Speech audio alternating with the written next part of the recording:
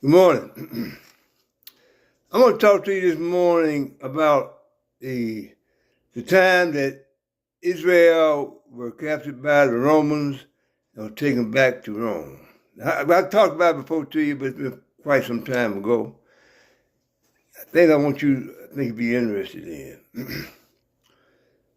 Okay, after the Romans came to Jerusalem and seized Israel and the temple, they took a lot of artifacts back because there were a lot of people dead in the streets.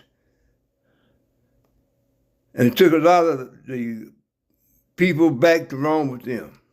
Once they got back to Rome, the Roman priests began to question the Hebrews about God, about who he was, and the type of religion that they had. And the Jews, they told them exactly what they wanted to know.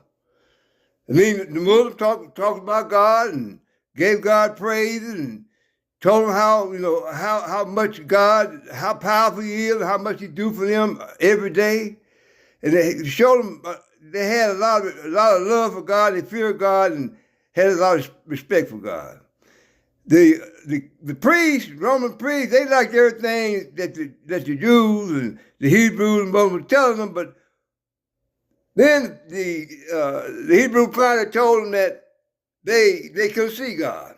And that's what they couldn't take hold of. They liked everything else, but they couldn't see God. See, Rome was always idol worshippers. They was idol worshippers at the time they were talking to the Hebrews. But they liked what the Hebrews were saying. So they couldn't go along with that. So after the meeting, the Romans called a meeting, they called the council, and I see it. I'm saying that to you. And in that council, they determined that their God was going to be a man. And not only was the man was going to be God, the man also was going to be Messiah. And the man was going to come into the world, he was going to walk the earth, he was going to do different things, he was going to bleed something down the cross for the sins.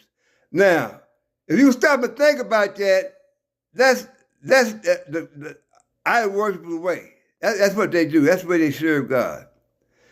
So the Hebrews, they had their faith and their way of serving God. The Romans came up with their way of serving God. And Romans designed it, implemented it, and got King James, wrote the Bible about it. So they're on their way. And what they call themselves Christians.